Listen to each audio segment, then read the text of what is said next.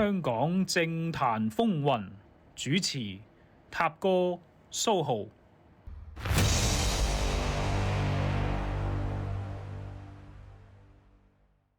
咁好啦，咁講到進入議會嘅工作啦，咁啊進入議會工作咧，其實就有我哋啱會講兩壇嘢啦，主要係就係出事嘅。唔係，其實你就問我嘅，即係因為我就好撚憎泛民噶嘛。咁我記得嗰陣時都好撚憎邵家臻嘅其中一個，即係當然依家都俱往矣啦，個個都啲泛民都坐撚晒監啦，唔係坐係啊，佢自己都走埋。係啊。咁但係嗰陣時其中一個我最撚唔妥嘅就係邵家臻，就因為佢係最早即係你偷懶，即係好似即係大學咁樣走堂，你會第一堂就走啊嘛。即係所以我點解好撚唔妥邵家臻同埋羅冠聰咧？就因為喂，屌你啱啱做呢一個立法會冇耐啊，咁快就識偷懶，即係呢一下就係令我好撚興咯。係。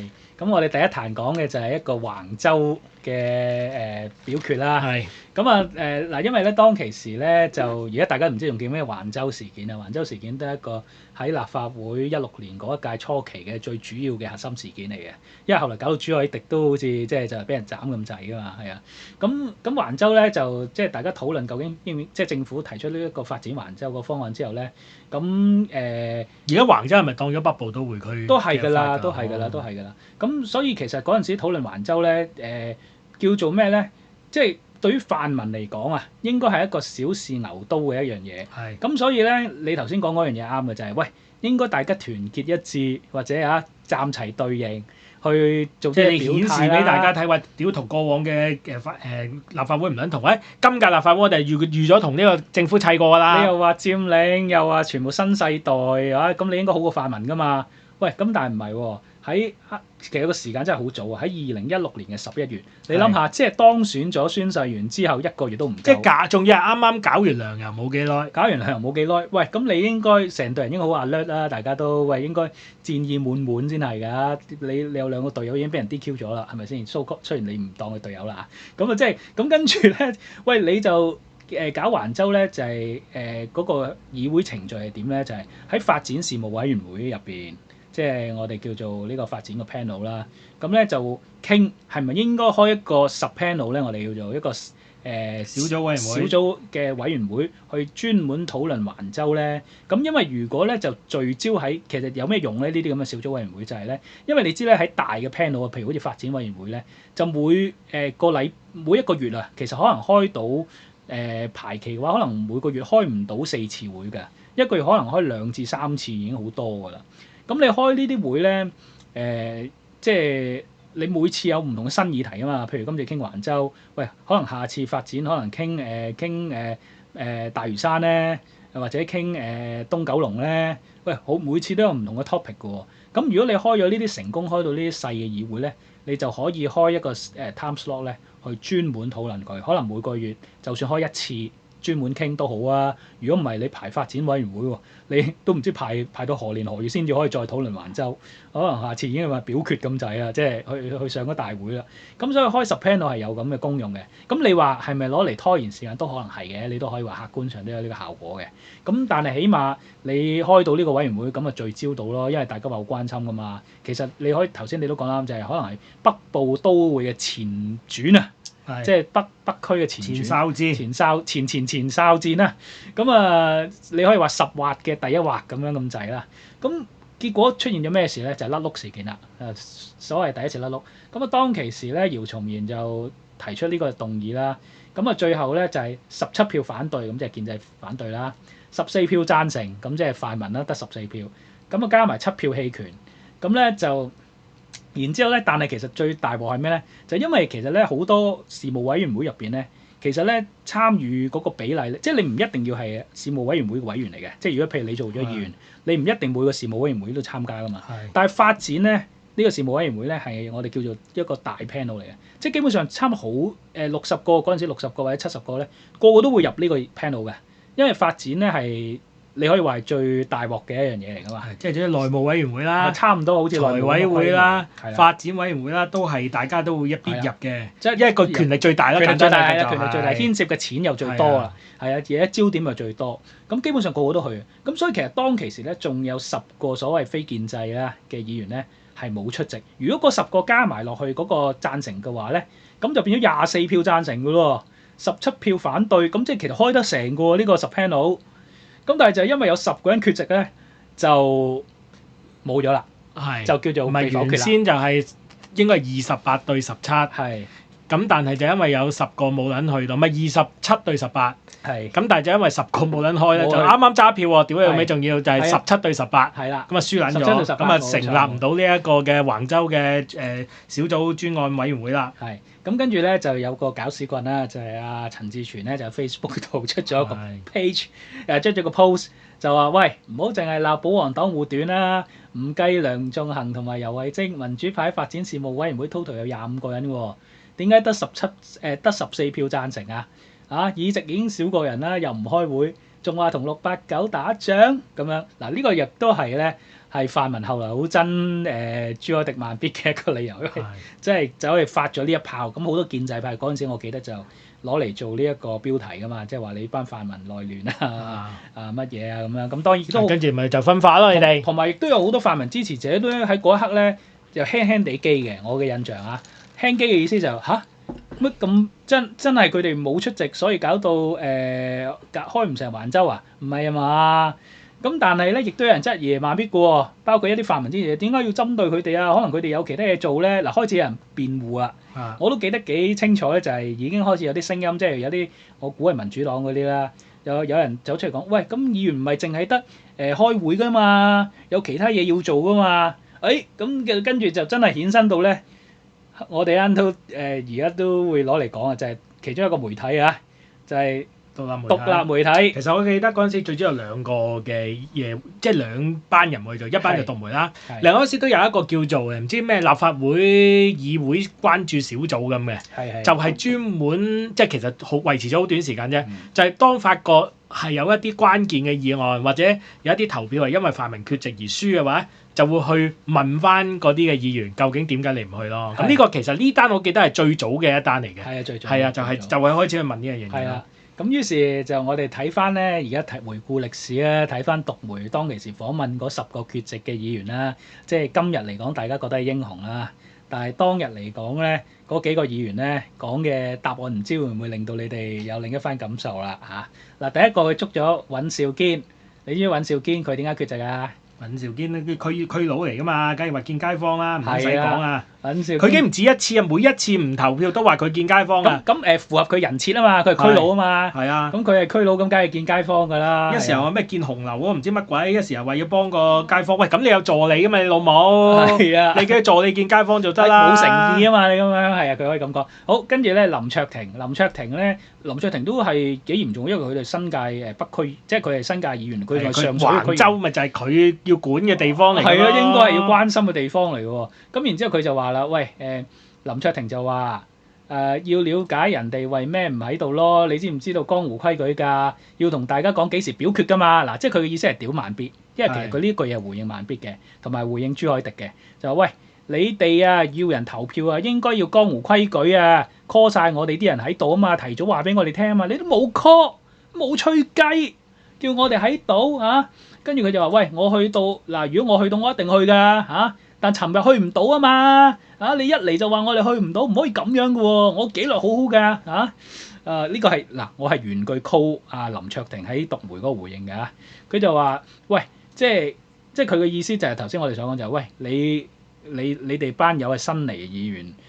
我哋呢個其實林卓廷都係第一屆當選啊！屌你老味已經擺出老屎忽嘅樣，跟住話咁佢又好合理喎，我做咗咁撚多屆區佬，係啊，區佬咁撚難得上嚟民主黨，我咧話算一個前輩啊！你將嚟做緊乜撚嘢啊？我真係拗頭。不過呢個詳細我都會喺林卓廷列傳再講。不過其實林卓廷咧，除咗佢喺後尾元朗事件之前咧，其實佢都係一個印象好差嘅，即係對於我哋啲唔係因為佢係老臉過嚟㗎嘛，都係做過老臉。佢嗰副嘴臉咧，真係好難頂嘅，係啊。不過而家大家當英雄啦嚇，咁就好。跟住再問，呢個就標準答案啦，又係令到大家好而家都係英雄嚟嘅，就係黃碧雲。黃碧雲得一個答案嘅，從來你幾時問佢都答你呢個答案㗎啦。佢話因為星期二要返 Poly 教書，係呢個就係佢答案啦，所以請咗假。即係呢個就黃碧雲永遠唔喺度嘅理由。總之你問黃碧雲任何財委會點解你唔開會啊？因為我翻去教書。點解你呢個委員會唔開會？因為我去教書。呢個黃碧雲嘅標準答案。好，咁跟住咧就去到問專業議政啊。